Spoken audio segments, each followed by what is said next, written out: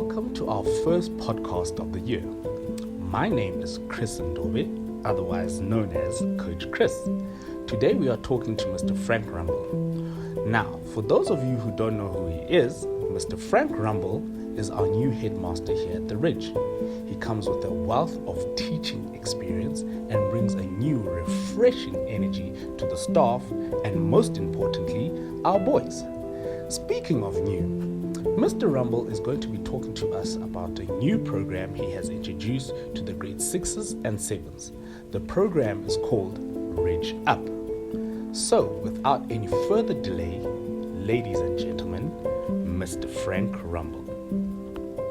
Where it started was thinking about how we could do something that symbolized our commitment to being a thought leader of a school and offering children an academic program that was edgy and impactful and that really made a difference to how young boys were thinking, and that would really try and intentionally stretch their perspectives and their levels of aspiration. And then the next step was to think about how to do it. And we introduced this thing about making it voluntary. Because if you force someone to do something, you don't really know whether there's intrinsic motivation around wanting to be aspirant. So we thought we'd try this thing around doing two things: making it voluntary and also not linking it in a conventional way to marks. So also trying to get kids on board that learning for the love of learning as opposed to some external award. And the amazing thing is that over 50%, well over 50% of the grade 6s at this school and well over 50% of the grade 7s at the school have signed up and are doing it on Tuesday afternoons, on Thursday afternoons, and it's been remarkable. At its base is quite another interesting thing in terms of our school being a thought leader around how we should design our curriculum. So it's linked to certain texts like literature, poetry, short stories, novels, novellas. But those texts are going to be approached and considered through like a seminar-based approach. But then we're making history, so the text is linked to certain things historically. I'll give you an example. Now, history and what's happening in our world at the moment are going to be the two pillars that feed how we think about these texts, how we talk about these texts. Wow. And it's been so interesting. So also just to help young people understand that history is critical, that every text is located and located in and speaking back to a certain historical context and certain waves of historical thinking. And then also saying, at the same time as we're looking at history and noting how important it is, there are things that are happening in our world. And it's critical that in age-appropriate ways we put those things on the table, latch them onto a text so that it's not scary to talk about, and it doesn't feel personal, but that we're ensuring that kids are aware of those things and engaging in those things. Amazing. I love the connection between the history and the kids are loving it. present. And just think how rich that's going to make their minds as they become. And actually how much we can learn from history as well. Completely. So the teaching approach during these sessions has been identified as what boys will experience in future study. Can you elaborate on this? So the homework linked to it is reading ahead in the text that they've got to do. Okay. And then also articles, pieces of journalism, thought pieces around whatever the theme is that text is dealing with. So if I give you an example of the one that we've started with, it's called Flowers for Algernon by Daniel Keyes, and it's like a novella. And it's looking at what it means to be smart. What does IQ mean? What does it mean? What did it mean historically? It was very damaging and wounding to human beings, the whole IQ movement. And then there's this guy from Harvard, Howard Gardner, who designed this thinking around multiple intelligences. And so a big part of what we're now doing is having seminars around they're reading what Howard Gardner said. And I know in their first session they started reading this text of it, which is around an experiment on a child who suddenly gets this massive dose of, it's like science fiction, this massive dose of IQ. but the terrible thing that it does to the child, etc., and then it recedes again and so on. But what we've got the kids to do is first of all understand that one of the greatest educational psychologist thinkers in the world came up with this theory of multiple intelligences. These are what they all are. They shouldn't actually have a pecking order. You see where schools are so wounding often to children. You say there's 7 or 8 intelligences, they all matter. You've got to try them all out, but there's some that you're going to be really good at, and that's where that must be your future path. But the schooling system validates that type of intelligence and that type of intelligence, and it'll sort of suggest that it notes those, but it'll put it low down on a pecking order in its discourse. And getting kids to try and work out where do I think my intelligence is. And Mrs. Rumble, who was running it, said she was so interested because when she asked them, they came up and they said, I think I'm 4 of them. I think I'm that one, that one, that one, that one, and I need to work on that one. And then she would say, like, how do you think you can work on that one? Why? Why should you? So there's just an example of what the theme is around the first text. And they're going to move into high school study and into tertiary study, which is going to be very increasingly seminar-based. How you're speaking back to this opinion, this view, this theory, etc. So and we just feel it's going to be like very empowering cognitively for children, you know.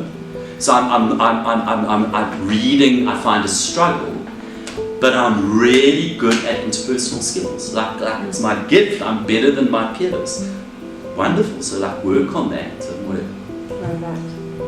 Amazing. You've chosen some very specific reading material for your RidgeUp program.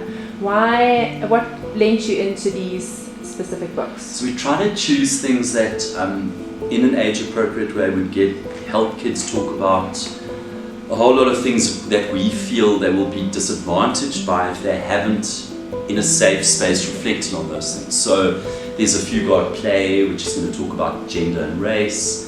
There's this one that's going to talk about that's talking about cognitive capacity and IQ and EQ.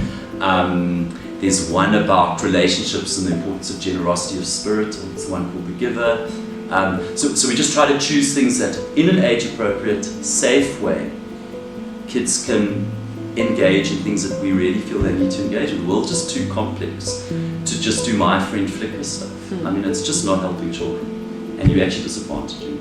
Yeah, absolutely. And Frank, what is the thing? So once the boys have completed this program, what's next for them? What are the next steps? And will this be rolled out every year at the Ridge? Yeah, definitely. And what was so exciting, after Tuesday, this one little grade 6 boy came up to me and said, Mr. Rumble, are we doing this next year? And I said, yes! So I think that for us to be a thought leader, we also want to, that's critical for our school, but we also want to be modest, and we also have to role model the value of partnerships. And not this horrible one-upmanship thing where, you know, we this little school in this powerful space and ignoring everyone else. So we really want this to be a partnership thing as well. So 2 little partnerships that we're already planning and that we're envisaging is that we want to do something with our RidgeUp children and some girls from St. Catherine's in that space, and that's one of our future dreams around this. I'm excited about that. And then I'm going to be involved in I'm discussing this with the head of English at St. John's, which is our neighbour school and our brother school very nearby, a school to which many of our children go in high school. They've got a very strong advanced program English course, and I'm speaking to the head of English about one of the texts is, in grade 12, it's a similar thing to RidgeUp, except it's a little benchmarked external thing that's certified. It's Tennessee Williams' A Streetcar Named Desire, which I love teaching to grade 12s.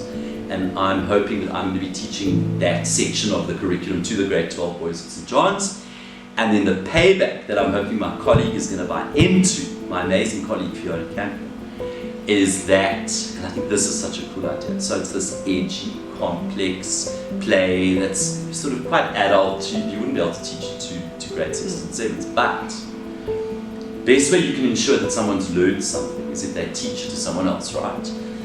So I'm hoping to do this thing where what they do, St. John's does for me in return for teaching it, is that those grade 12s who I teach this play to come in are with our grade 7s. Oh, wow. And they have a session where they think about register, appropriacy, age, translating your knowledge as an 18-year-old to someone who's 12.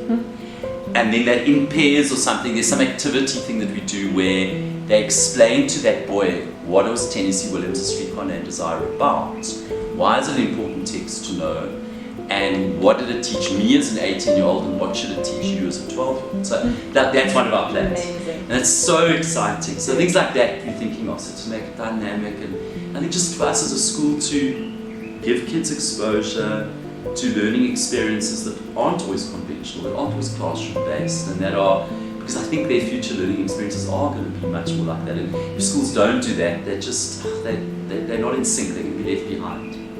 So it's a space, also it's a space to think about assessment. So we want to have exhibition, we want to call it like an exhibition evening for parents, where that group exhibits to their families. So we also want to think of a way to include parents in this, where they share with their families what they've learned. But we're going to make the way they do it multimodal, which is multiple intelligence system. So you can choose to talk about what you've learned to the group that's there, or you can have created a visual poster that does it, or you can act it out, or use a piece of music, or whatever, or do something physical and use a ball to share what you've learned. So, and then just saying as a school, validating different modalities of learning and being and all that stuff. So there's lots of exciting things we want to link. Sounds wonderful. So there's a sort of curriculum here, this thing here, but we wanted to expose kids to all of those things, including partnerships. That sounds so exciting. And the RidgeUp program, together with our project-based learning, it's going to be a wild ride. Yes, and these kids are going to be getting so much. And if a child can enter, say, a grade 8 year, and eventually a tertiary thing, with a cognitive boldness, that doesn't even mean being clever, with a cognitive confidence and a cognitive boldness, you're just setting them apart, Absolutely. And a love for learning. Yes, so that's our dream. Thank you so much. A dream that shall soon be realized indeed. Let's hear what our grade 6s and 7s have to say about RidgeUp. I think RidgeUp is very educational. It's good, it's prepping you for high school and college. It's really nice and educational. I think some of you guys would really enjoy it. You get to learn new things, history, geography, new books, learn new things. I think it's really amazing. It's really nice. And I think it will really get you prepped up for high school. Thank you. I joined RidgeUp because it's really just an opportunity for me to expand my knowledge and think about what's going to come up in the year and learn about the past of this world. So in today's session we learned about famous people, and we have now been set to read a book called Flowers for Algernon, I'm not sure. It's about a mouse that gets tested on to expand its knowledge, to get smarter and all of that, so yeah. Oh wow, what an exciting learning program that our boys are in for. I so wish that Mr. Rumble was my teacher when I was at school. As the saying goes, we learn something new every day. So please tune in again for our next podcast, or even better, please subscribe. The Ridge School, where boys are known and grown. Thank you for listening.